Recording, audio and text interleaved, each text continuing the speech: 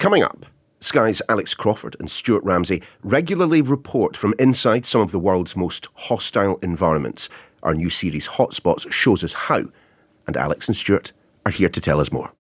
Hello, Nish Kumar here. And Coco Card. And we're dropping in from Pod Save the UK. We're your weekly fix of political news from a staunchly progressive perspective. And we cover a variety of topics, from infighting in the Labour Party to infighting in your party to infighting in the Conservative Party. And don't forget the woke sandwiches. We're here for every made-up culture war. What is your woke sandwich filling of choice, by the way? Tory tears. Listen to Pod Save the UK every Thursday, wherever you get your podcasts.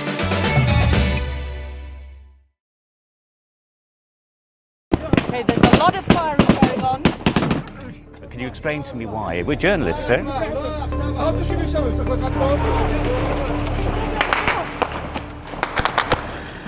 Sky's chief correspondent Stuart Ramsay and special correspondent Alex Crawford have, for decades, taken the rest of us to places to which we would never think of travelling. Now, a new digital-first series, Hotspots, sheds light on how those stories are told. Some of you may recognise the name. Hotspots last broadcast on TV back in 2021. This time around, with multiple cameras and microphones on every member of the team, the series immerses you in the unfiltered, unvarnished realities of reporting from the front line. You'll see and hear in real time just what it takes to bring you the news. This is journalism at its most raw and most genuine in the era of fake news. And I'm glad to say both of them have found time in their globe-trotting schedules to join us on the daily. Alex, Stuart, I mean, this is a treat, having you both on the podcast at the same time, a rare one indeed. But Alex, let's start with you. Hotspots. Tell us why we're returning to it. Well, apart from the fact it's absolutely excellent and gripping viewing, I think we're in an era where absolutely everything is doubted. There's so much suspicion, particularly directed towards journalists and our journalism. And this is an attempt to try and grab back the narrative, if you like, show you some really raw, genuine, honest footage and leave the viewers to make up their own minds, because we're taking you along a journey, our journeys, our sort of day jobs, if you like, in real time, showing you the unvarnished reality of what happens on the ground, how we go about collecting our stories, what happens, the trauma, the bombs, the bullets, the crying, the fear. And it's an attempt to show that there is real, genuine journalism out there, and we're part of that. Stuart, I suppose this is a breakaway from the traditional sort of stuff that you and Alex do. This time around, we get to see the teamwork that goes into making these reports happen.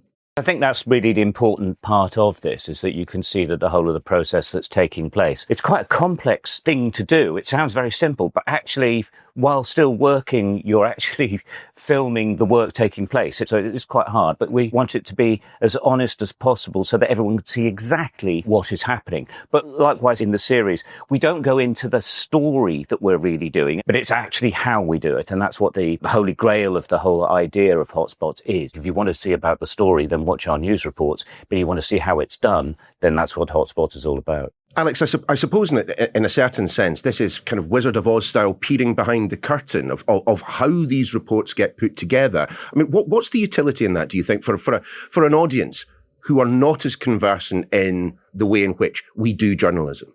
I mean, for instance, let's take my own family. I mean, they've been brought up and force-fed Sky News and news programmes for all their lives. And when I showed my youngest daughter, she kind of settled down and said, "Oh my God, is this your idea of a bedtime story?" You know, watching my mother nearly get shot on a regular basis. But also she said, and she's very much Gen Z, and she said she thought much of it was better than the actual reports, because she said it was really interesting to see the people behind the scenes, the cameraman, the producer, the fixers on the ground, who we rely on a daily basis to keep us alive and to help us with their experience and skill, but also to see the emotions that the team goes through. So I think for that next generation, and also for all ages, this is going to be looking behind the curtain, seeing a little bit more about how we do it and why we're doing it to a large extent.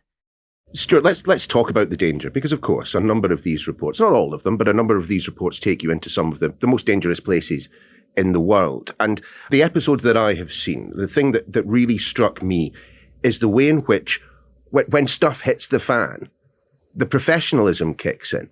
I think the whole point of Hotspots and the point of our teams, what we're trying to show, is that it's not, as Alex says, it's not that we're not scared in any situation. It's not that we're not upset or worried about what's going to happen next.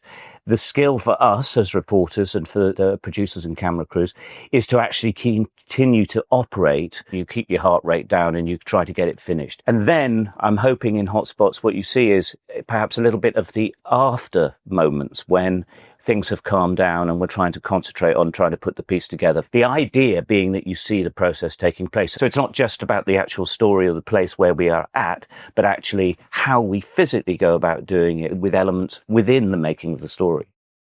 Alex, you've mentioned already the lack of trust that there is, actually not just in journalism, but in public institutions across the board. What makes you get out of bed and keep doing what you're doing, knowing that, there will be people out there who, even on seeing behind the scenes what goes into making these reports, will still have doubt? Well, I don't care if they doubt my motivation, because I know what my motivation is, and that is to actually give the unvarnished truth, ask the difficult questions and get to the places where people don't want us to go to.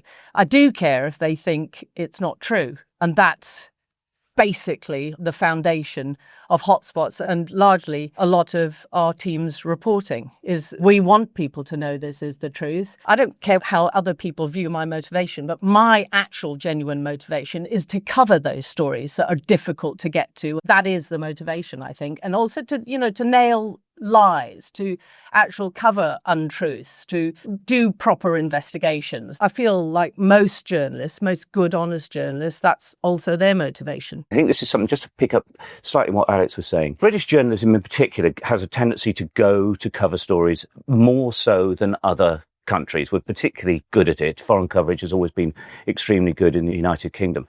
But a lot of the accusations against journalists, and a lot in the United States, is they don't actually go to the places that they are commenting on. They may know a lot about it, they may have read about it, but they haven't actually necessarily been and spent a lot of time there. I think what Hotspots is trying to show is that for every report that we do, we have been and seen it for ourselves. And you can see, if you like, by what we're filming of the decision-making process, that it did actually happen. Rarely. I totally agree with that. It's been very frustrating to be a journalist over the past 5-10 years, I think, because the drumbeat of undermining journalists and journalism all across the world has been getting louder and more powerful and more influential. Until now, we've got entire generations who don't know whether they're watching fake news or real news. And that has been perpetuated by bad actors, even if they happen to be presidents, prime ministers, or world leaders. That is continuing to go on. Because journalism is the bedrock of the free world. It's a bedrock of democracy. And if we don't fight to save pure journalism, there's going to be an awful lot lost and the world will be a far, far poorer place. It is already becoming that by all this undermining, killing, targeting, and just generally ridiculing journalism. When you get the US president belittling a senior female journalist in the White House, surely people have got to sit up and think this is not correct. We've got to somehow fight back and regain the narrative. Stuart, I mean, you're both journalists with decades of experience. I mean, have you ever, over the course of your career, known the world to be in such a state of flux? No, simply put, it is quite remarkable. To the point that friends of mine openly say they've stopped watching the news because they just can't take it anymore. It's so depressing. It's quite hard for us to keep doing it, to be honest. And I know within my own team, they are quite a lot younger than me, have pointed out in the past is what you don't understand, Stuart, is why you're slightly out of kilter at times, is that in the past, if you reported something, there was a general acceptance that people accepted it to be true. And now it's not only not accepted to be true, but they actually just doubt every element of it.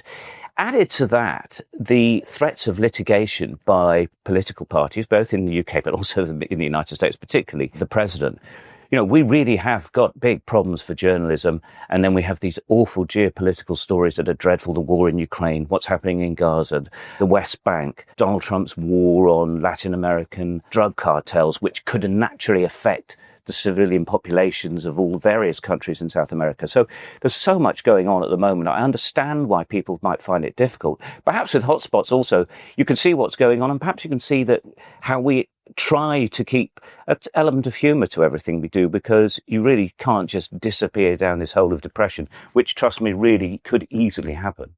It is, though, Alex, incredibly difficult to laugh when you look out the window and you see the old world order entirely upturned. I mean, do you find that thrilling, or do you find that scary, like the rest of us? I find it very, very scary, but it's also a really good reason to carry on.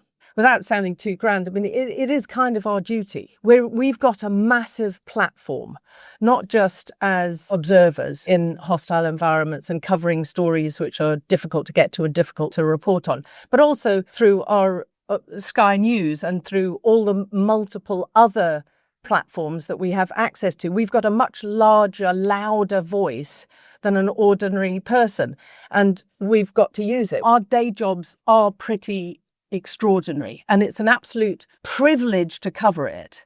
But honestly, it's also beholden on us when we get to these places, which often politicians, human rights organisations, diplomats, very few people, maybe even the local journalists, can't get to. It's absolutely incumbent on us to tell the truth and to do it responsibly. And that's what we hope to show through this new Hotspots.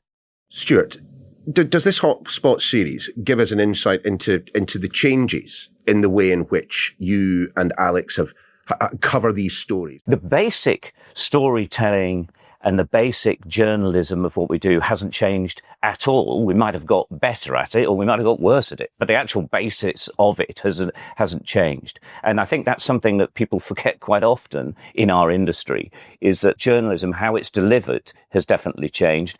And the various platforms you might put it on has changed, but actually the basis of telling a story right at its root always is about people themselves that are affected by that story. That hasn't changed at all.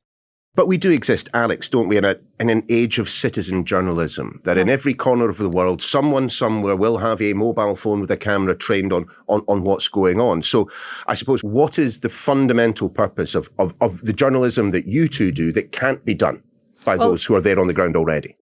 Yeah, I'm really glad you brought that up, because I think the lines of journalists and journalism has been blurred because of the citizen journalists, which are basically just people with a camera. I think we've morphed into this world where anyone, it seems, can be a journalist, but they are not necessarily telling the truth or coming from a genuine perspective of what we've all been through, which is to be thoroughly trained, to have done it for many years, and to be motivated by telling the truth.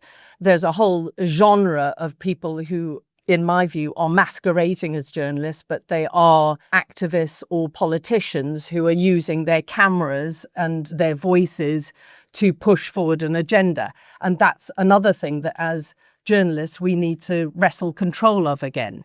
And I've kind of said this for a while. I think there should be a very big demarcation between those who have gone through rigorous journalist training and in apprentices or interns who have got proven credentials. Because if we don't value ourselves and our own industry, our own profession, then why should anyone else? But it has become blurred because almost anyone can now be calling themselves a journalist, even if they haven't even been to these places, which they're now commentating on. And because of the new world that we're living in, all these social media platforms, they've got huge audiences, millions, sometimes more than the mainstream media. So we have to somehow get back the narrative and get back control of journalism. And I think this is an attempt to try and do that. Let's cast our eyes forward just for a moment. Currently, we have a war in the Eastern Front. We've got war in the Middle East. If you believe the reports, we've got war coming in Southeast Asia and possibly in Central America as well. I mean, where do you think the stories are going to take you in 2026? Gaza is going to be a big story, I'm sure, when eventually people are able to get in. I just cannot see that the Middle East doesn't remain a major world issue going into the next year. Ukraine, well, that's a hard one, isn't it? Are we about to see peace? I cannot believe that Putin is literally going to sign up to peace, whatever he says. And then, as you mentioned then, this whole issue of the war on drugs by Donald Trump, potentially changing governments in Venezuela, but also potentially carrying out attacks in and around Mexico and Colombia and Ecuador. I think these are big hotspot areas that we'll both be involved in, I'm sure. Obviously, Gaza is top of my list. I think also Sudan is a huge current unfolding humanitarian disaster. The area where I live, Turkey, we've got a lot going on around us in Syria and in Lebanon, with bombs dropping pretty much on a regular basis despite various agreements. And I think Syria is going to be a big hotspot. And then another personal ambition is Afghanistan, which has been very difficult to get into and difficult to do certain stories inside Afghanistan. But I think it's one that we mustn't take our eye off, because 4 years on, there is gender apartheid going on there. And that should be a worry to the world. Just to wrap this up, I've watched a couple of episodes already, and I think what Hotspots, and indeed this podcast, do very well is show why you do these stories and the practicalities of the reporting. What I wonder if I can get from both of you is how you keep reporting. How do you cope in the gaps between the journalism? Stuart? Well, actually, funny enough, even though you stop on one story, you don't actually ever really stop. You're always working on the next one. I'm not saying this is necessarily a good thing, but it is a part of our lives. In fact, possibly too much part of our lives, because that is actually what we do. And if you're doing the sort of things we do, you really do have to be involved in it all the time. There's too much at stake for you not to be thinking about it to a degree all the time, because that's how you make the right decisions. And wrong decisions could be really, really wrong in our particular line of work. I mean, I think you have to be really self-aware about how much you are taking in and how you need to have a break. And I think the sort of mistakes that I made early on was not looking after myself enough. Emotionally and mentally. And I think I've got to know myself a bit more, and I really make a very big effort, because otherwise I couldn't carry on doing it. And I realise that I need to reconnect with my family, with people who I trust and who I love, that are not connected with the work, because it is absolutely all-consuming, and those who do it are incredibly passionate about it. But also, I know that I need to look after myself, and my team need to look after ourselves. We're all fanatic about exercise, because that's a very good way of pumping up your adrenaline and trying to get rid of it all. But also, sometimes I just want to vegetate on a sofa and watch really bad TV. Go on. What's your box set? set? I binge watch a lot of gripping fantasy stuff that is a little bit close to life, but just couldn't. The wild coincidences are just too bad, too much to take in. And I just watch them all. I mean, like Slow Horses, I thought was fantastic. And I'm just gripped by it, and watch and realize that I've gone through, 2 or 3 days and I'm still watching it. Being lost in that fantasy is sometimes better than the reality. Look, guys, as mentioned, Hotspots, it's a remarkable piece of work. So congratulations to you and, of course, to both of your teams. Alex, Stuart, always a pleasure. Thanks again. Thanks, Neil. To see the new series, just head over to YouTube and search for Sky News Hotspots. That is how you'll find the dedicated channel where all the new episodes will drop. And make sure and let us know what you think in the comments. That's your lot for today. The Daily's back tomorrow.